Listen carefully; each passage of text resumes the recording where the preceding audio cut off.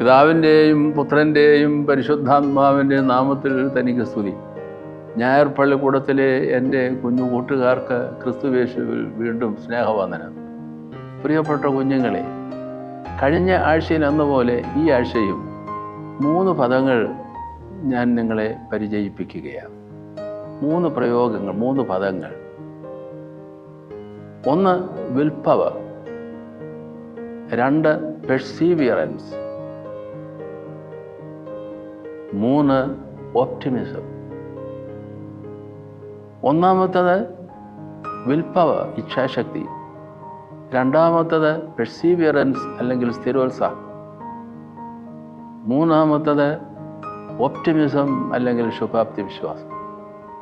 ഇത് 3ഉം കൂടെ ചേർന്ന് വരുമ്പോൾ നമ്മൾ വളരെ ശക്തിയുള്ളവരായി മാറുകയാണ്. ശക്തിയുള്ളത് മനസ്സിന് മാത്രമല്ല, ശരീരം ആകമാനം, ആത്മശരീര മനസ്സുകൾ വളരെ ശക്തമായി തീരുകയാണ്. അതോട് ചേർന്ന് കഠിനാധ്വാനം, സ്ഥിരോത്സാഹം, സ്ഥിരമായ അധ്വാനം. മൂന്നാമത് വരുന്നത് ശുഭാപ്തി വിശ്വാസമാണ്, ഓപ്റ്റിമിസം. പോസിറ്റീവായിട്ട് ജീവിതത്തെ കാണുകയാണ്, ക്രിയാത്മകമായ ജീവിതത്തെ കാണാൻ ശ്രമിക്കുക, സർഗാത്മകമാക്കുകയാണ് ചിന്തകളും നമ്മളുടെ ചലനങ്ങളും സംസാരങ്ങളും. അതൊരു കല തന്നെയാണ്, അതൊരു ഗുണവിശേഷങ്ങളാണ്. ഇത് 3ഉം കൂടെ ഒന്നിച്ച് വരുമ്പോഴുണ്ടാകുന്ന ഒരു വലിയ ശക്തി നമ്മളുടെ ജീവിതത്തെ സുന്ദരമാക്കും, ക്രിയാത്മകമാക്കും. തീർച്ചയായിട്ടും അത് ധനാത്മകമായി ജീവിതത്തെ കാണുവാൻ നമ്മളെ സഹായിക്കും. ജീവിതം വിജയത്തിലേക്ക് നീങ്ങും. ഒരു സംഭവം ഇങ്ങനെ: ഒരു കുട്ടി അപകടത്തിൽപ്പെട്ടു. ചുരുക്കി പറയാം, അരയ്ക്ക് കീഴെ മുഴുവനും ഏതാണ്ട് നിശ്ചലമായ പോലെ. എന്നാൽ സ്പർശനീയതയുണ്ട്, തൊട്ടാലറിയാം. അതിനർത്ഥം അതിനകത്തൊരു സാധ്യതയുണ്ടെന്നാണ്. എങ്കിലും ഒരു വല്ലാത്ത അവസ്ഥ. ഡോക്ടർ പറഞ്ഞു അമ്മയോടെ, ഈ കുഞ്ഞിനെ ഇങ്ങനെ നീ വീട്ടിലേക്ക് കൊണ്ടുപോയാൽ നീ എങ്ങനെ ഈ കുഞ്ഞിനെ വളർത്തും? ഈ കുഞ്ഞിനെ എങ്ങനെ വളരും? ഇതിലും ഭേദം എന്ന് പറഞ്ഞിട്ട് അവിടെ നിർത്തി. ഈ സംഭാഷണം ബലഹീനനായി കിടക്കുന്ന, പാരലൈസ്ഡായിട്ട് കിടക്കുന്ന ആ കുട്ടി കേൾക്കുകയാണ്. അവൻ്റെ അന്തരംഗം വളരെ സജീവമാണ്, ഉള്ള് വളരെ സജീവമാണ്. ഇതെല്ലാം മനസ്സിലാക്കാൻ ഉള്ളിന് കഴിയും, ശാരീരികമായി ശേഷിയില്ല. അതെപ്പോഴും നമ്മൾ ശ്രദ്ധിക്കേണ്ടതാണ്. ഒരാളുടെ ജീവിതത്തിൽ ഏറ്റവും അവസാനം വരെ നിലനിൽക്കുന്നത് കേൾവിയുടെ ശക്തിയാണ്. ആ കേൾവിയുടെ ശക്തി കർണപുടങ്ങളിൽ വന്ന് ശബ്ദം പതിയുമ്പോൾ അത് ബ്രെയിനിലൂടെ കടന്ന് അത് ഹൃദയത്തെ തൊടുകയാണ്. അങ്ങനെ ഒരു കാര്യം നടക്കുന്നുണ്ടെന്ന് ഒരു ഡോക്ടർ മറന്നുപോയെങ്കിൽ അത് വല്ലാത്ത ഒരു പിഴച്ചില എന്ന് നമുക്ക് തോന്നുന്നു. ഒരു ഡോക്ടർ തീർച്ചയായിട്ടും തിരിച്ചറിയേണ്ടതാണ്. ഈ കുഞ്ഞാകട്ടെ അതിന് നിരാശനാവുന്നില്ല. കുഞ്ഞ് വിചാരിക്കുകയാണ്, പറയുകയാണ്, അല്ല, ഞാൻ ജീവിക്കും, ഞാൻ വളരും, ഞാൻ സമർത്ഥനാവും. അയാളുടെ ഇച്ഛാശക്തി, അല്ല, ഞാൻ അതിനു വേണ്ടി നിരന്തരം പരിശ്രമിക്കും, അധ്വാനിക്കും. ഇതെല്ലാം അവൻ്റെ മനസ്സിലൂടെ കടന്നു പോവുക. പെർസീവിയറൻസ്, സ്ഥിരോത്സാഹം. അതേപോലെ തന്നെ ജീവിതത്തെ സംബന്ധിച്ചുള്ള ക്രിയാത്മകമായ സർഗാത്മകമായ ചിന്ത, പോസിറ്റീവ് തിങ്കിങ്, ഓപ്റ്റിമിസം, ശുഭാപ്തി വിശ്വാസം. ഇത് 3ഉം കൂടെ കലർന്നപ്പോൾ ആ കുട്ടിയുടെ ജീവിതത്തിൽ എന്ത് സംഭവിച്ചെന്നോ? ആശുപത്രിയിലെ ചികിത്സ കഴിഞ്ഞ് അമ്മ ഒരു ചക്രക്കസേരയിൽ ഈ കുഞ്ഞിനെ ഇരുത്തി, വീൽ ചെയറിൽ ഇരുത്തി വീട്ടിലേക്ക് കൊണ്ടുപോയി കട്ടിലിൽ കിടത്തി അവന് ഭക്ഷണപാനീയങ്ങൾ യഥാവിധി കൊടുത്ത് മലമൂത്ര വിസർജ്യങ്ങളൊക്കെ എടുത്തു കളഞ്ഞ് അമ്മ ക്ഷമയോടെ, അതേസമയം തന്നെ അതീവമായ സ്നേഹത്തോടെ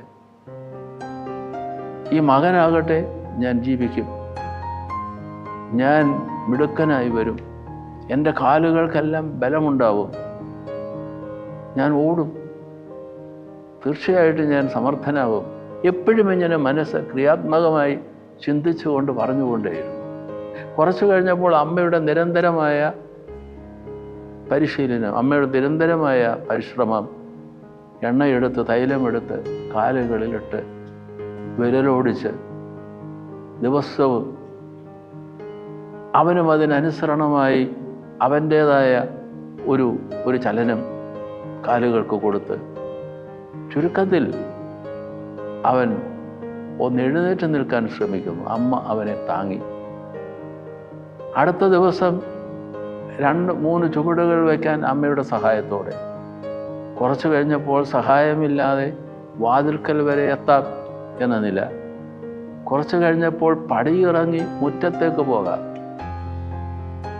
നടന്നു നീങ്ങുന്ന സന്ദർഭം, ഓടിത്തുടങ്ങുന്ന അവസ്ഥ, അവസാനം അവൻ്റെ പേശികൾക്ക് ബലം വന്ന് അവൻ ഭാവിയിൽ ഒരു ഓട്ടക്കാരനായി തീർന്നു എന്നാണ് കഥ, സംഭവം.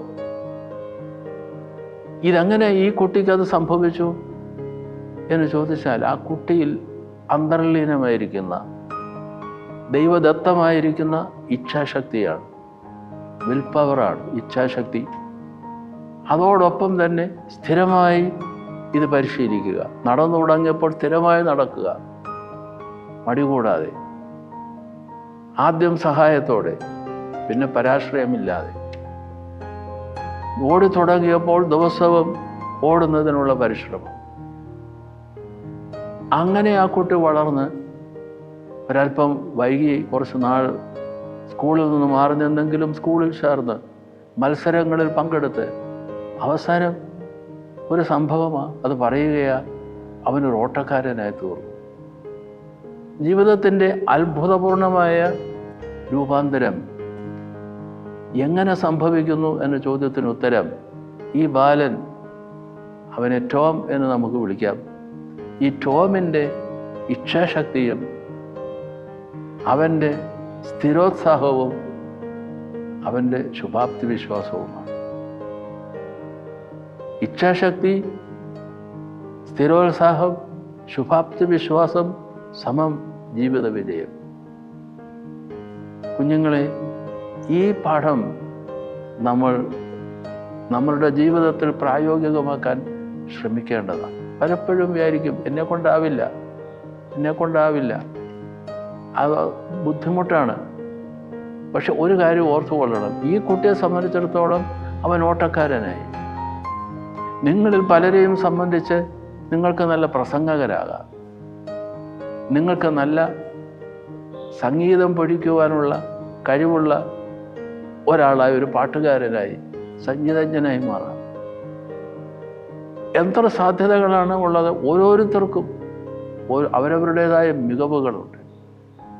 തളർന്നു കിടക്കുന്ന, അറിയാതെ അജ്ഞാതമായി കിടക്കുന്ന ഇത്തരം മികവുകളെ നമുക്ക് ഇച്ഛാശക്തി കൊണ്ടും സ്ഥിരോത്സാഹം കൊണ്ടും ശുഭാപ്തി വിശ്വാസം കൊണ്ടും നമുക്ക് ഏറ്റവും ശ്രേഷ്ഠമാക്കി മികവുള്ളതാക്കി മാറ്റാനും നമ്മളുടെ ആളത്വത്തെ സമഗ്രമായി വ്യത്യാസപ്പെടുത്താനും സമൂഹത്തിൽ ക്രിയാത്മകമായി നമുക്ക് പ്രവർത്തിക്കാനും അങ്ങനെ നിലനിൽക്കാനും മറ്റുള്ളവരുടെ ശ്രദ്ധ ആകർഷിക്കാനും അതിൻ്റെ മുഖാന്തരമായി അവർ നമ്മിൽ നിന്ന് നല്ല പാഠങ്ങൾ പഠിക്കാനും തീർച്ചയായും കുഞ്ഞുങ്ങളെ, നിങ്ങൾക്ക് ഓരോരുത്തർക്കും അവസരമുണ്ട്.